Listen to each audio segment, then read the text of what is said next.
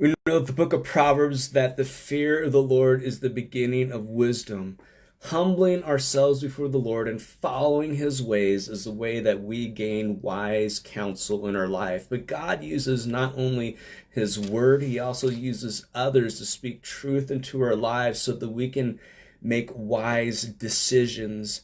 And one way in which we make wise decisions is how we use the resources God has given us. Notice here in Proverbs 13, verse 11, wealth gained hastily will dwindle, but whoever gathers little by little will increase it.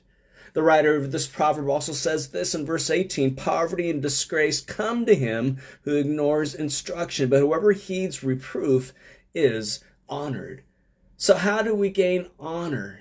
How do we gain this type of wisdom? Well, notice here in verse 14 of Proverbs 13, it says this, the teaching of the wise is a fountain of life, that one may turn away from the snares of death.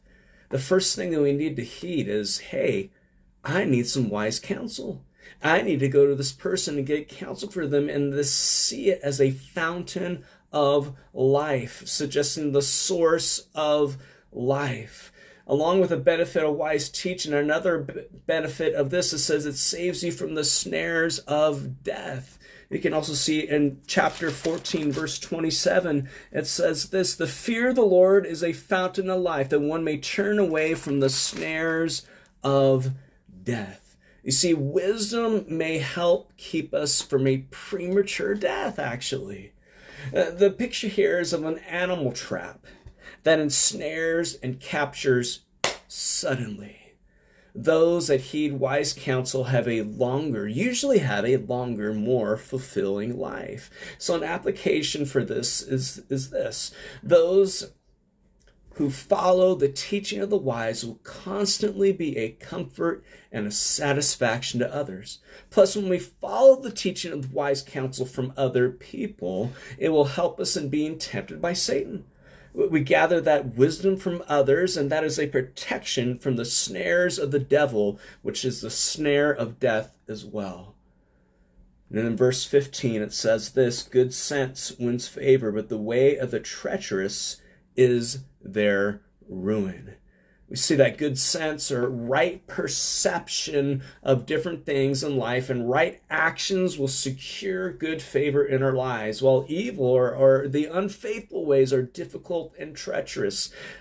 Kind of like walking down a stony road barefooted. Imagine very, very small stones and you're just walking on it barefoot, sticking up to the bottom of your feet. That would be really agitating. And perhaps Proverbs 13:15, the hard way we can refer to the calloused way, the ongoing conduct of the wicked who are so caught up in their ways that they find it difficult to turn away from them. As one person pointed out, the wicked left of God find punishment of sin in sinning. That is, those who live a life of sin have a hard and bumpy life. Life is tough for those who continually live in a life of sin. It leads to a difficult or a harsh life. But those who have good morals as they gain wise counsel from others have good understanding as a result of obeying God's word. Actually, Proverbs 3, verses 3 and 4 says this, let not steadfast love and faithfulness forsake you. Bind them around your neck, write them on the tablet of your heart so that you will find favor and good success in the sight of God and man. The Hebrew word for favor in verse 4 and in Proverbs 13:15 are associated with grace and graciousness. That is, those that have good understanding will find favor with God and man, but in the contrast, the life of the unfaithful or the treacherous will not find favor with God or man. That's even true with those who are believers and walking down a bumpy road, or unbelievers in general. And then 16, finally here, it says this, in everything the prudent acts with knowledge, but a fool flaunts his folly. A fool flaunts his folly. And so the prudent means those who are marked by wisdom, whose has a lifestyle of gaining wisdom from others, who have the ability to govern their lives and discipline themselves with the wisdom that they have gained from God's word and from one another in the church. But yet a fool is those who just go around proudly in their folly, their lack of sense, their lack of prudence and wisdom. Generally, they go around just flaunting stuff that they shouldn't be flaunting. And we can learn from that. The one thing that we should flaunt is God. Say, look what God is doing in my life, not what I am doing in my life. Look what God has provided for me. Look what God has done in my life. Look what God has done in other people's life. That is what we should flaunt, is the glory of God and what he is doing in our life. So one who has knowledge shows wisdom, but a fool exposes himself to all of his folly. As one commentator put it about a fool, he's like a peddler who openly spreads his goods before the gaze of all men.